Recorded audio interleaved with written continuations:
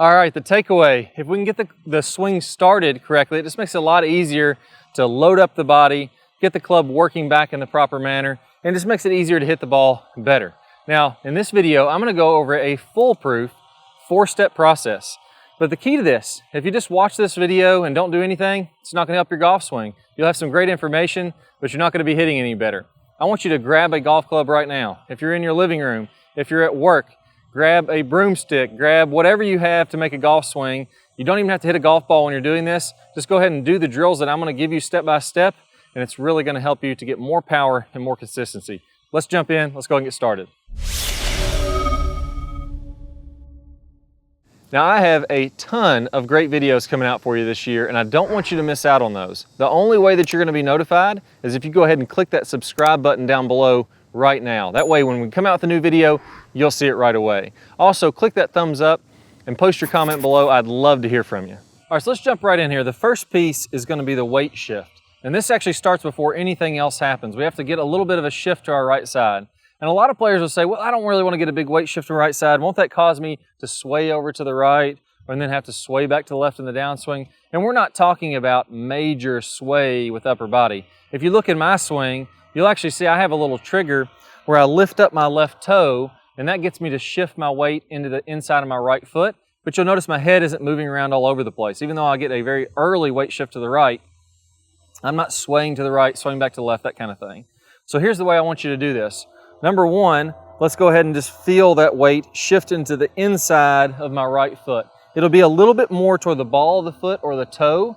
It won't be back toward the heel. And that's actually gonna help me to rotate my hips and my shoulders here in a second. I'm gonna get to that in the next piece.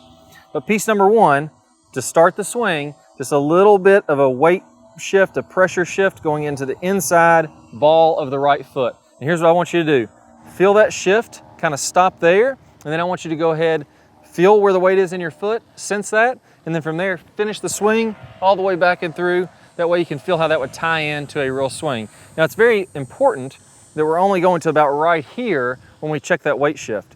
I don't want to be getting way back in my backswing. I want that weight shift to be very early. And actually, this sounds a little bit counterintuitive, but as your hands get about chest high or parallel with the ground, your weight shift to the right is completely over. You're actually going to start shifting back to the left naturally. So it has to be very early if we want to have the perfect takeaway. What I'll see a lot of players do is they keep their weight on their left side. They don't get it shifting right. Now all of a sudden you have to pick it up with your hands and arms. The club sucks back to the inside. It does all kinds of crazy things. And then I'm late getting my weight to my right side, and the timing and tempo and everything is just thrown way off. We can get rid of all that by just simply putting a little pressure on the inside ball of our foot as soon as the swing starts, as soon as the takeaway starts. Actually, before the takeaway starts, to get it started, to get it moving. Again, I have a little trigger where I lift up my left toe. You don't have to do that. If you want to do that, that's completely fine. Number two, now we got to get rotating. This is a big piece of this. Once I get the weight on my right foot, what do I do with it to make sure my hips and my body rotate? On the backswing, my hips can only rotate if I'm pushing my hips with my legs and my feet. The muscles in my legs and my feet are what's moving my hips to a very large degree. So if I take this weight that I now have in my right foot, in the backswing, I'm actually pushing out this way. So you can imagine if I'm pushing down and out, that's pushing my hip back. So the harder and more I push this way, the more my body rotates that way. And that's very, very key. So piece number two is weight shift to the right. Now I feel like it's on the inside ball of my foot. And then I'm gonna push this way to get my hips rotating. Now at the end of my takeaway, or when my club's about parallel with the ground, notice how my hips have rotated quite a bit. That's that pushing motion. So the more you push that way, the more your body loads up, the bigger the backswing, the more power you're gonna have, the more effortless, the more free-flowing it's gonna be. All kinds of good stuff is gonna happen when I push with this foot that way to get my body rotating. That's piece number two. Another 20 reps. Same thing, we're gonna build on piece number one. First, a little weight shift to the right, then pushing out to finish that takeaway and really get my hips turning. Piece number three is ensuring that my shoulders are turning. This is the last key checkpoint here to really getting that great takeaway. I don't want to feel like my hands and arms are doing much with this. The biggest mistake I see, again, is the lower body's turned off, my shoulders and my body's turned off to where all the big muscles in my body aren't doing anything, and then I'm picking up this club with my hands and arms. Maybe I'm sucking it to the inside, maybe I'm picking it straight up like this. I could really move this club in a lot of bad positions. What I want to do is I want to feel like the butt end of this club is toward the center of my body, and I'm going to rotate so that when my hands are about waist high or stomach high, I want to feel like my chest is rotated 90 degrees. So if I feel like I'm picking this club up with my hands and arms, watch the butt end of this club. Now all of a sudden it's way out here. I've sucked the club way inside. My body hasn't rotated at all. And now the club's already pointing way out to the right. If I feel like the club is pointing toward my body and my body's really rotating, as I push into the ground to rotate my body, now all of a sudden I'm really loaded up. I want you to feel like when your hands are midsection high, your shoulders have already turned 90 degrees. Now it's not exactly gonna happen. My shoulders won't quite be 90 degrees, but that's the feeling I wanna have there. Let's go ahead and do another 20 reps. Piece number one, little weight shift to the right. Piece number two, while I'm turning my shoulders, I'm pushing into the ground to get my hips to rotate. So really loading up.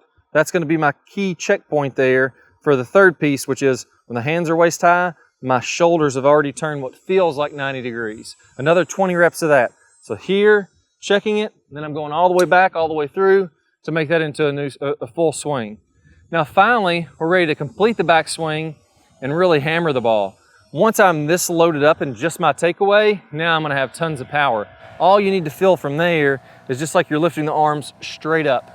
You're gonna feel like you're lifting them straight over your right shoulder like that. In reality, because you're swinging around in a circle, it's gonna naturally get over the right shoulder. It's gonna get plenty of a round motion.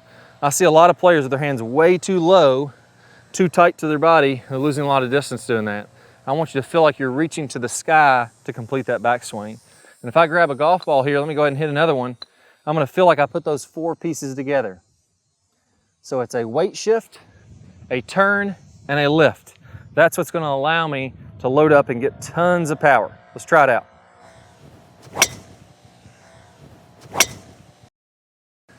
All right, hit that one awesome.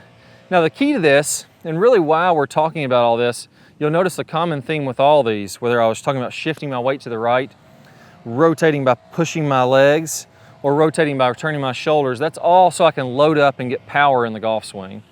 So when I really load up in the backswing, I get my shoulders all the way to 90 degrees, then that's gonna help me to get a lot more swing speed with a lot less effort. That's what I call the power turn in the top speed golf system.